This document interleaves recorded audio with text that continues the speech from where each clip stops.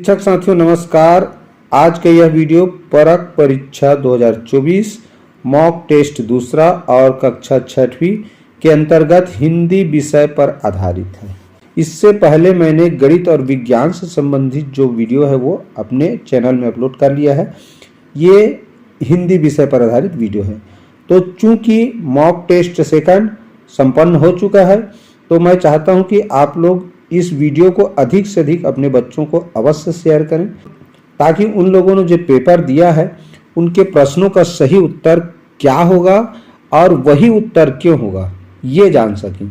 मेरा मानना है साथियों कि बच्चों को सही उत्तर जानने के साथ साथ वो उत्तर सही क्यों है इसके पीछे तर्क को जानना बहुत जरूरी है। ठीक है, मेरा कोशिश ये रहता है कि हर प्रश्न का उत्तर तर्क सहित दूं ताकि बच्चों को अधिक समय तक वो याद रहे। ठीक है, तो चलिए आज का यह वीडियो स्टार्ट करें। इससे पूर्व आप लोगों से रिक्वेस्ट, अगर मेरे चैनल में नए होंगे तो चैनल को सब्सक्राइब कर लीजिए। वीडियो अच्छा लगे तो लाइक करना बिल्कुल मत भूलिए। ठीक है, और कमेंट करके बताइएगा वीडियो कैसा लगा। चलिए हिंदी विषय के अंतर्गत सबसे पहले लेते हैं पहला प्रश्न। चलिए देखते हैं हिंदी विषय के अंतर्गत। देखिए यहाँ पर एक छोटा सा अनुच्छेद दिया हुआ है, तो सबसे पहले हम इस अनुच्छेद को पढ़ते हैं। देखिए बढ़िया प्यारा सा एक कहानी है, चलिए ध्यान से सुनिए। नमकपुर गांव में पीलू नाम की बकरी रहती थी। क्या रहती थी? बकरी रहती थी, उसका नाम था पीलू। उसका एक छोटा सा बच्चा था। एक दिन वह बच्चा घूमते घूमते जंगल की ओर चला गया। बकरी के बच्चे को एक भेड़िए ने पकड़ लिया। तभी बच्चे को ढूंढते ढूंढते बकरी वहां पहुंच गई। उसने भेड़िए से कहा, हमें तो जंगल के राजा शेर ने बुलाया है। अगर आप इसे खाएंगे तो शेर आपको छोड़ेगा नहीं।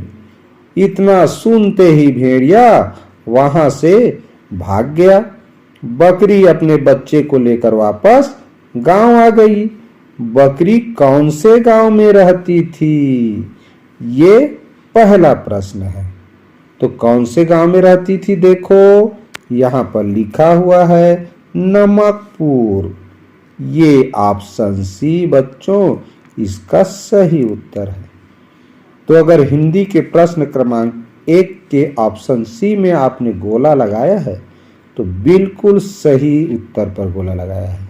ठीक, तो इस तरह हमें अनुच्छेद पढ़ करके अच्छे से समझना है। उसके बाद बच्चों इसी में से उत्तर ढूंढकर सही आंसर पर टिक भी लगाना था और OMR शीट पर गोला लगाना था। चलो इसी अनुच्छेद से संबंधित कुछ और प्रश्न नीचे है, देखते हैं। प्रश्न दूसरा लिखा है, बकरी के बच्चे को किसने पकड़ लिया? तो बकरी के बच्चे को किसने पकड़ा जी? भेड़िया ने। किसने पकड़ा?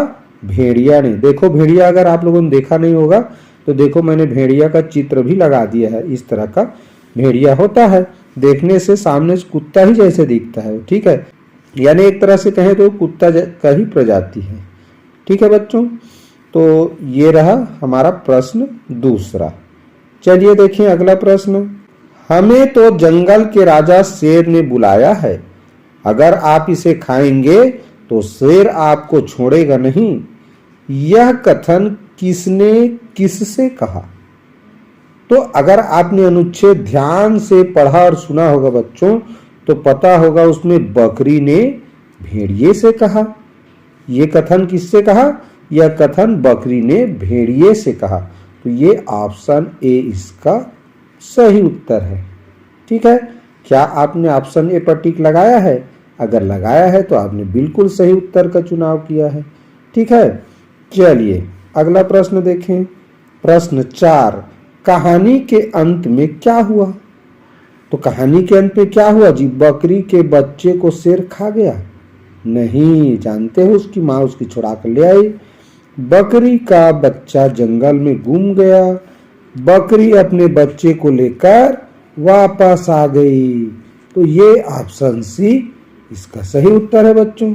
ठीक है, कहानी के अंत में वही तो हुआ ना, जब बकरी ने कहा कि हम तो शेर के पास आए हैं, अगर इसे कुछ किया तो शेर तुम्हें मार डालेगा, छोड़ेगा नहीं।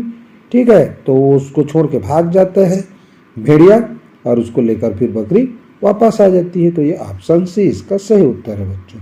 ठीक है, अगला प्रश्न देखते हैं। अर्धवार्षिक शब्द का अर्थ क्या होगा? माह में एक बार, सप्ताह में एक बार, वर्ष में एक बार, 6 माह में एक बार। तो देखो इस नाम में ही अर्थ छिपा हुआ है। अर्ध, अर्ध माने होता है आधा, और वार्षिक माने होता है एक वर्ष। तो देखो बच्चों, एक वर्ष में कुल 12 माह होते हैं।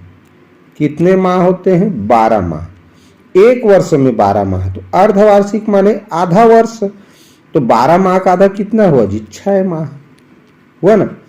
तो इस तरह 6 माह में एक बार जो होता है उसको बोला जाता है अर्धवार्षिक। देखना, आप लोग स्कूल में पेपर दिलाते हो तो बीच में जो पेपर होता है उसको क्या बोलते हैं? अर्धवार्षिक पेपर बोलते हैं ना। और 3 महीने बाद होता है उसको त्रैमासिक, और साल में एक बार होता है उसको वार्षिक परीक्षा बोलते हैं। ठीक, तो इस तरह अर्धवार्षिक का क्या मतलब हुआ? 6 माह में एक बार, यानी 6 महीना को हम अर्धवार्षिक कहते हैं। क्लियर बच्चों? चलो अगला प्रश्न देखें। छोटा पौधा बड़ा पौधा में, छोटा और बड़ा क्या है? ये छोटा और बड़ा शब्द क्या है बच्चों? विशेषण है। क्या है? विशेषण। तो ये विशेषण किसे कहते हैं जी? तो देखो, संज्ञा या सर्वनाम के बारे में बताता है कि वो कैसा है, कितना है। ठीक है, कैसा दिख रहा है, कैसा उसका गुण है, उसकी संख्या कितनी है, ये सब के बारे में जब बताता है, संज्ञा और सर्वनाम के बारे में जो शब्द, उसी को बोला जाता है विशेषण। तो यहाँ देखो, छोटा पौधा, तो पौधा शब्द क्या है? संज्ञा है। बड़ा पौधा, तो पौधा संज्ञा है। संज्ञा के बारे में बता रहा है कि वो कैसा है, तो छोटा है, ये बड़ा है।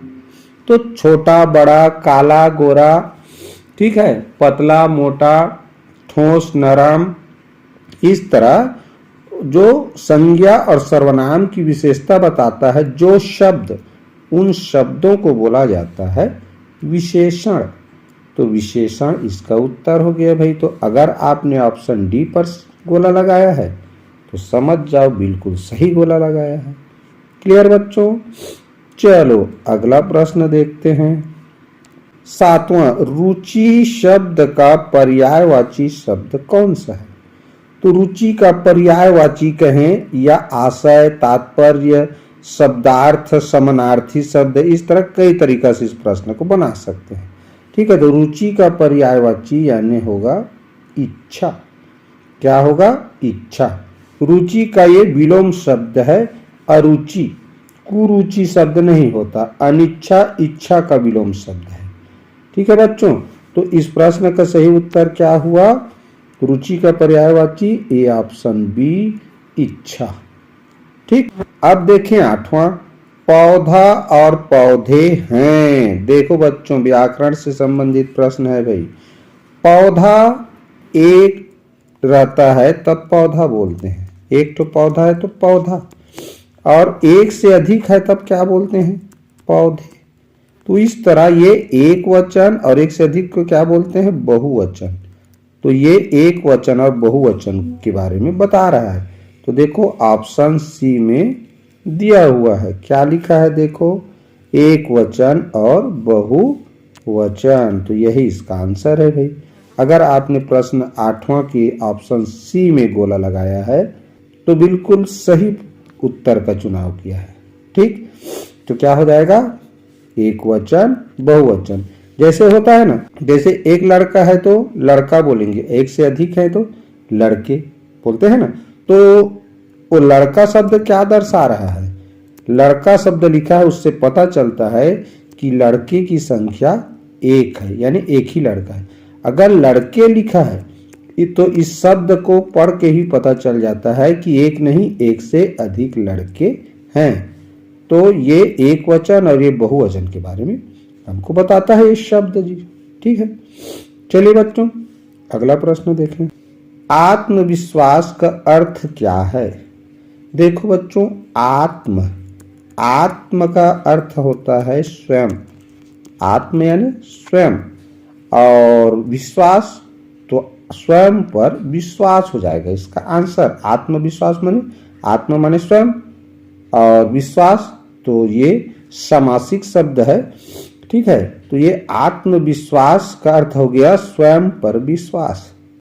जैसे आत्मरक्षा होता है, एक शब्द होता है आत्मरक्षा, यानी स्वयं की रक्षा स्वयं करना। अपना रक्षा जब स्वयं करना होता है तो क्या बोलते हैं, आत्मरक्षा।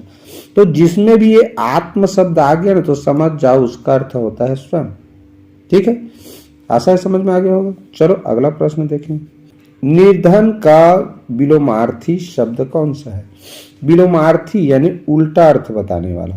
तो निर्धन का विलोमार्थी शब्द कौन सा है? धनी। निर्धन माने होता है बच्चों निर्धन। निर्धन माने जिसके पास धन नहीं है। ये नीर लग गया, नीर शब्द, तो ये नीर यानी नहीं। निर्धन, निर्दयी ऐसा बोलते हैं ना। तो नीर ये जो उपसर्ग लग जाता है शुरू में तो उसका मतलब होता है नहीं है। तो निर्धन यानी जिसके पास धन नहीं है वो निर्धन है। तो जिसके पास धन हो उसको क्या बोलते हैं? धनी बोलते हैं। क्या बोला जाता है? धनी। धनहीन माने क्या होता है? जिसके पास धन हीन है, हीन यानी नहीं है। और गरीब, तो गरीब भी तो उसी को बोलते हैं ना जिसके पास धन नहीं होता। सज्जन जो सच्चा पुरुष होता है, ठीक है, सीधा साधा सच बोलने वाला, सच की राह पे चलने वाला, वो सज्जन है भाई। अच्छा जन, सतजन। सज्जन शब्द कैसे बना है? सत धन जन, यानी जो सच्चा व्यक्ति है वो सज्जन है। इस तरह इस प्रश्न का सही उत्तर कौन सा हुआ? ऑप्शन सी, ठीक। निर्धन का विलोमार्थी शब्द कौन सा है? धनी, जो कि ऑप्शन सी में है। तो अगर आपने प्रश्न 10वां का ऑप्शन सी पर गोला लगाया है तो बिल्कुल सही उत्तर का चुनाव किया है, ठीक। चलो देखें अगला प्रश्न। बाल दिवस किसके जन्मदिन पर मनाया जाता है? देखो अभी अभी एक करंट न्यूज है, यानी अभी अभी का समाचार है। अभी अभी आप लोगों ने 14 नवंबर को बाल दिवस मनाया है। तो 14 नवंबर को किसके फोटो को सामने रखकर पूजा पाठ किए हो? ये तो अच्छे से याद होगा। कौन है वो जी? पंडित जवाहरलाल नेहरू। कौन है? पंडित जवाहरलाल नेहरू, जिसका फोटो देखो मैं सामने लगा दिया हूँ, अब पहचान में आ गया होगा। तो पंडित जवाहरलाल नेहरू जो कि हमारे स्वतंत्र भारत के प्रथम प्रधानमंत्री रहे, ठीक है। तो इन्हीं के जन्म दिवस को बाल दिवस के रूप में मनाया जाता है भाई। क्यों मनाया जाता है? क्योंकि जो चाचा नेहरू थे वो बच्चों से बहुत प्रेम करते थे। बच्चे उन्हें चाचा कहकर पुकारते थे, इसीलिए उनका नाम चाचा नेहरू भी पड़ा, ठीक है। तो इन्हीं पंडित जवाहरलाल नेहरू जो कि हमारे भारत के प्रथम प्रधानमंत्री बने, उन्हीं के जन्म दिवस को बाल दिवस के रूप में मनाया जाता है। कौन सा दिन? 14 नवंबर को। क्लियर? चलो अगला प्रश्न देखें। मित्रता शब्द में प्रत्यय कौन सा है? तो देखो ये मित्र लिखा है, इसमें ये ता शब्द जुड़ा है। जो किसी मूल शब्द या धातु के साथ कहा जाए जुड़ा हुआ हो अंत में, वही शब्द या शब्दांश को बोलते हैं बच्चों प्रत्यय। क्या बोला जाता है? प्रत्यय। तो ये देखो मित्र एक मूल शब्द है जिसका एक निश्चित अर्थ है, उसमें ये ता शब्द को जोड़ा गया है। तो यही ता क्या है? प्रत्यय है। तो मित्रता में ये ता जुड़ा है जी, तो ये ता इसका आंसर हो जाएगा ऑप्शन ए। तो अगर आपने प्रश्न 12 के ऑप्शन ए पर गोला लगाया है तो बच्चों बिल्कुल सही विकल्प का चुनाव किया है, ठीक। आशा है समझ में आ गया होगा। चलो ये प्रश्न देखें। भाई बहन का त्योहार कौन सा है? तो भाई बहन का त्योहार कौन सा है जी? आप लोग तो अच्छे से जानते हो, रक्षाबंधन। तो रक्षाबंधन में बहन लोग अपने भाई लोगों को राखी पहनाते हैं ना, ये भाई बहन का त्योहार हो गया। हरितालिका ये किसका त्योहार है? हरितालिका को तीजा भी बोलते हैं। तो तीजा त्योहार में क्या होता है? जो शादीशुदा औरत हैं वो अपने पति के लिए निर्जला व्रत रखती हैं, ठीक। तो यह तीजा त्योहार तो वैसे भी गांव में बहुत ज्यादा फेमस है, सब लोग जानते हैं नहीं।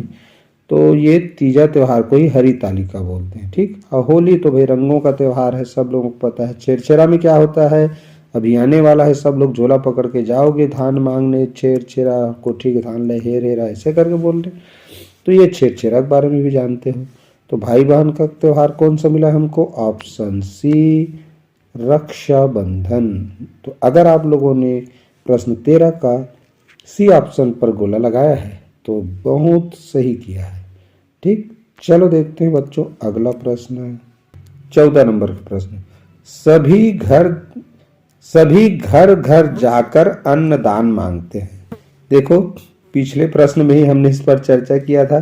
तो सभी घर घर जाकर अन्नदान मांगते हैं किसमें? छेरछेरा में। किसमें? छेरछेरा में, जो कि ऑप्शन बी में दिया हुआ है। ठीक, तो अगर आपने बी ऑप्शन पर गोला लगाया है तो बिल्कुल सही उत्तर का चुनाव किया है। ठीक है, चलिए देखते हैं प्रश्न 15। होली कब मनाई जाती है? तो बच्चों होली मनाई जाती है फागुन पूर्णिमा की तिथि को। याद रखो, फागुन पूर्णिमा की तिथि को होली मनाई जाती है। ठीक है, पौष पूर्णिमा को मनाया जाता है बच्चों छेरछेरा, जो कि अभी थोड़े दिन बाद ये आएगा त्योहार। तो पौष पूर्णिमा को मनाया जाता है, उस त्योहार का नाम है छेरछेरा। ठीक, फाल्गुन पूर्णिमा को मनाया जाता है होली, पौष पूर्णिमा को मनाया जाता है छेरछेरा। क्लियर? चलिए अगला प्रश्न देखें। विजयादशमी दशहरा के दिन पूजा होती है, किसकी पूजा होती है? शिव जी की, राम जी की, सरस्वती देवी की, विष्णु जी की। कैसे याद रखें? देखना, राम ने रावण को उस दिन मारा था। अब विजयादशमी यानी दशहरा को हम रावण जलाते हैं ना जी, तो रावण जलाते हैं तो रावण को किसने मारा था? राम ने मारा था। तो देखना उस दिन रामलीला भी होता है। तो राम की पूजा करते हैं, लक्ष्मण की पूजा करते हैं, हनुमान की पूजा करते हैं, माता सीता की पूजा करते हैं। तो विजयादशमी के दिन किसकी पूजा होता है? राम जी की पूजा होता है। ऑप्शन बी इसका सही उत्तर है बच्चों। ठीक है, तो अगर आपने ऑप्शन बी चुना है तो बिल्कुल सही चुना है। अब देखें इस वीडियो का अंतिम प्रश्न। छत्तीसगढ़ का पहला त्योहार कौन सा है? तो छत्तीसगढ़ का पहला त्योहार तो बहुत ही फेमस है भाई। कौन सा है? हरियाली, जिसे गेड़ी त्योहार भी हम लोग बोलते हैं। क्या त्योहार? गेड़ी त्योहार, क्योंकि छोटे बच्चे लोग इस दिन गेड़ी चढ़ना शुरू करते हैं। ठीक है, तो ये हरियाली त्योहार को ही छत्तीसगढ़ का पहला त्योहार माना जाता है। ठीक है, गेड़ी त्योहार को। होली त्योहार ये वर्ष का सबसे अंतिम त्योहार है। ये है प्रकाश का त्योहार, दीपों का त्योहार। दीपावली छेरछेरा अन्नदान से संबंधित त्योहार है। तो इस तरह से हिंदी विषय का यह प्रश्न पत्र भी यहीं पर समाप्त होता है। और आज का यह वीडियो आप लोगों को कैसा लगा प्लीज़ कमेंट करके ज़रूर बताइएगा, और वीडियो को तो एक लाइक ज़रूर कर दीजिए। और हमारे शिक्षक साथियों से निवेदन, इस वीडियो को अधिक से अधिक अपने स्कूल के बच्चों तक अवश्य शेयर करें, ताकि उनको भी इस प्रश्न पत्र में दिए गए प्रश्नों को किस तरह बनाना था, कैसे समझते हुए हल करना था, ये जान सकें और आगे के लिए अच्छे से तैयारी कर सकें। ठीक है, तो नेक्स्ट वीडियो में फिर मिलेंगे। तब तक के लिए goodbye, have a nice day.